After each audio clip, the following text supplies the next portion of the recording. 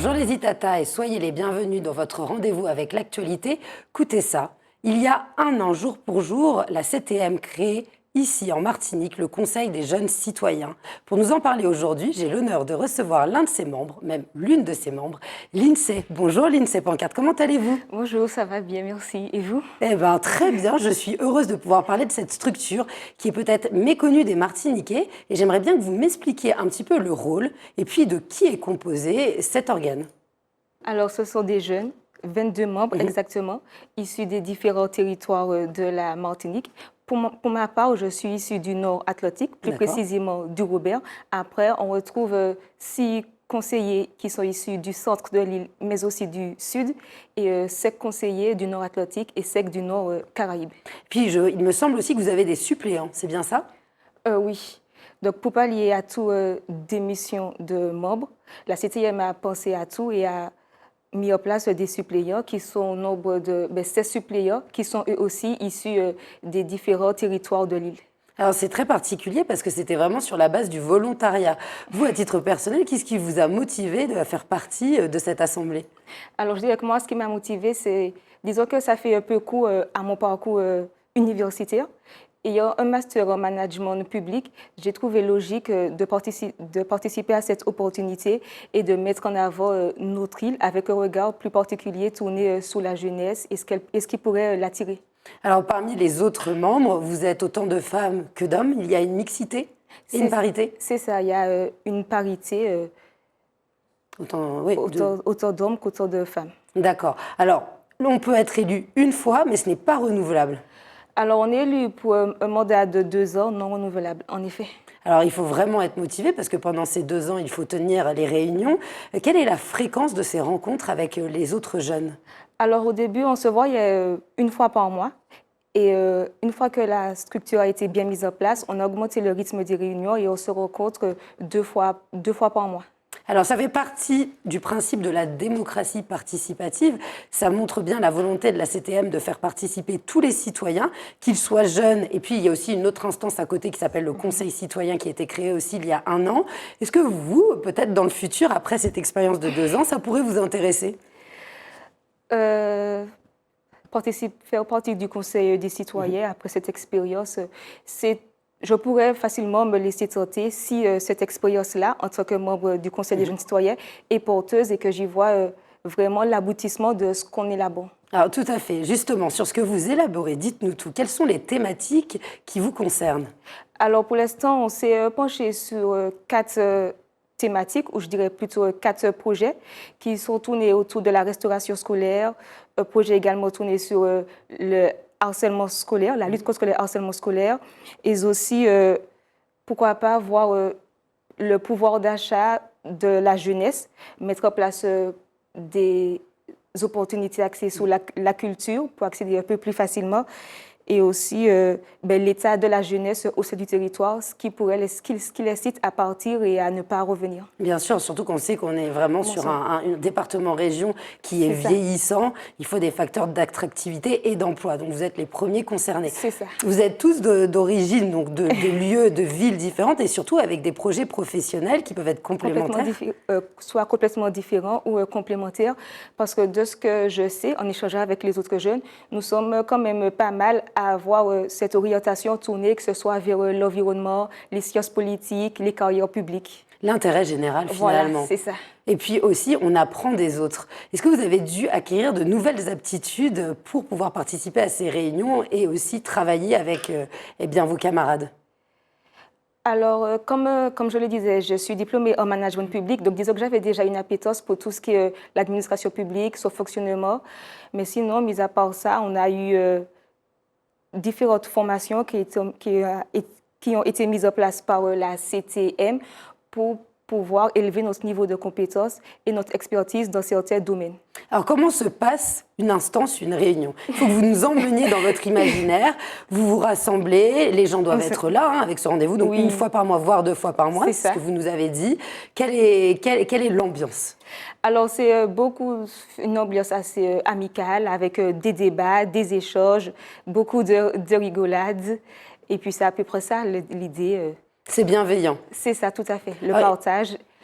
chacun apporte un peu de sa personne, dit ce qu'il en sait, partage son point de vue, ses opinions. Donc, c'est tout et beaucoup d'échanges. Alors, il y a vraiment une liberté de parole. Vous pouvez exprimer vos opinions librement devant les autres membres. Alors, oui, on a une liberté d'opinion, mais il faut savoir que le Conseil des citoyens est apolitique, donc on doit toujours respecter ce principe de neutralité politique et ne pas trop exprimer ses opinions de ce point de vue-là. D'accord, donc pas forcément d'opinion politique, mais par contre des propositions qui vont être constructives. C'est ça, tout à fait. Et aller dans le bon sens. Mais pour faire des propositions constructives et qui vont devenir réalisables, il faut forcément un budget. Oui, donc la collectivité, au sein de son pôle démographie, elle a mis en place un budget participatif. Donc, disons que tout projet qu'on met en place est financé par ce budget. D'accord. Alors, ce budget, vous allez apprendre à le gérer, à le voir. Finalement, vous apprenez beaucoup de choses sur place avec cette initiative. C'est ça, tout à fait. Qu'est-ce que vous pouviez appréhender à l'époque où vous vous êtes engagé? Parce qu'il y a la prise de parole, il y a aussi l'entente avec les autres. Vous aviez des petites craintes? Disons que ma principale crainte, c'est, même si je suis ici devant vous aujourd'hui, je suis quelqu'un d'assez timide. Donc, disons que c'était ça mon principal challenge, essayer de faire abstraction de cette timidité, essayer d'aller de l'avant, être plus avenante envers les autres. Ok. Alors là, vous êtes entre jeunes, mais il y a aussi la présence d'adultes qui sont plus expérimentés. Quels sont vos partenaires ou les gens qui vous accompagnent dans ces projets? Alors, nous sommes accompagnés par les membres du cabinet de la collectivité et nous passons essentiellement par eux pour tout. D'accord. Donc, ils sont vraiment là pour cadrer les choses. Ça. Alors, une fois qu'un projet ou une politique publique est cernée et vous avez envie de travailler dessus, vous allez passer beaucoup de temps, vous allez faire des propositions. Quel est le processus de vote pour pouvoir passer une idée? Donc, une fois qu'on a élaboré un projet, il faut savoir que les projets sont élaborés par groupe de travail. Donc, on n'est pas 22 sur un même projet, ça ferait trop de personnes, trop de débats.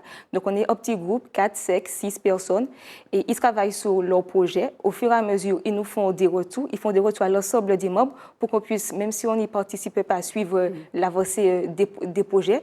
Et une fois que le projet est abouti, on regarde si on est tous d'accord à la majorité. Et une fois que c'est le cas, ce projet est présenté à l'élu référent, qui, lui, par la suite, le présente auprès du président de la collectivité. Mais il y a une certaine fierté à avoir ces idées défendues auprès du président de la CTM.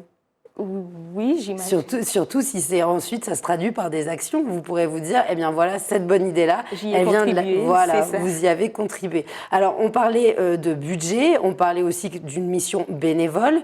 Pour pouvoir promouvoir toutes vos initiatives, est-ce que vous travaillez sur la communication? Alors, le Conseil des jeunes dispose de son propre réseau social, notamment Instagram, sur lequel nous sommes présents. Vous pouvez peut-être aussi donner le nom pour que les spectateurs et spectatrices puissent aller voir. C'est CJC Martinique. OK. Et voilà, et sinon, ce réseau est géré par des membres qui sont référents en communication. Et même pour gérer le réseau social, on est accompagné par la direction de la communication de la CTM. Ouais, c'est vraiment formateur alors. Et pour pouvoir participer à ce conseil, je pense aux gens qui peuvent nous regarder aujourd'hui, qui se disent tiens, c'est une bonne idée. Vous avez été choisi au tirage au sort, mais au départ, vous avez dû vous inscrire sur une liste pour pouvoir être pris au sort. C'est ça.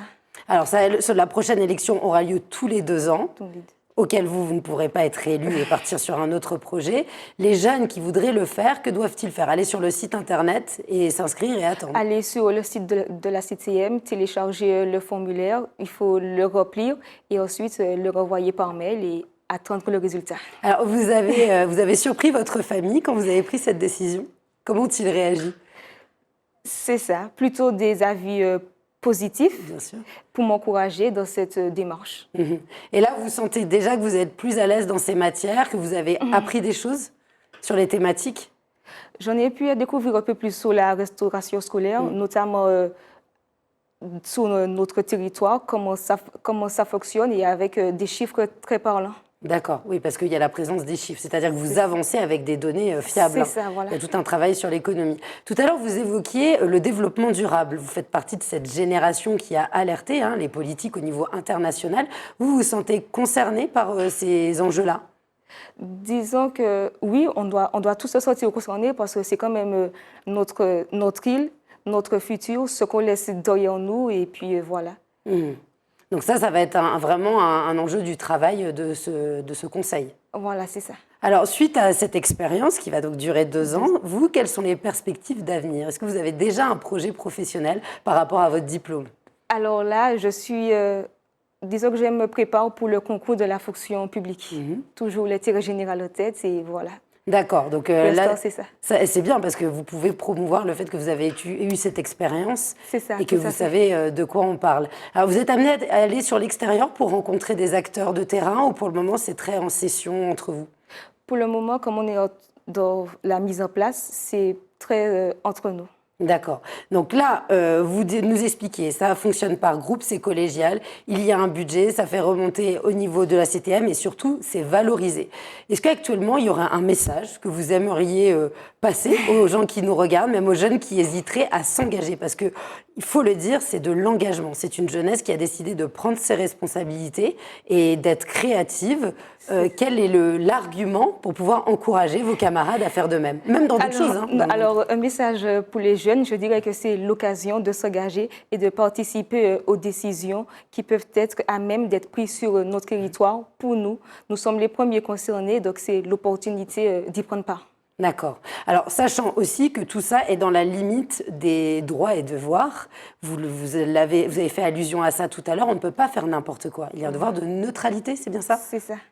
Donc, c'est quoi? C'est-à-dire que vous ne pouvez pas exprimer quoi? Comme je le disais, ce qui est neutralité politique, mais également religieuse. Et au début, on a également établi une charte qu'on doit respecter.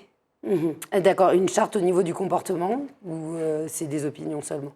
C'est ça, au niveau de comment se comporter, à savoir qu'en tant que membre du jeune, on ne peut pas représenter...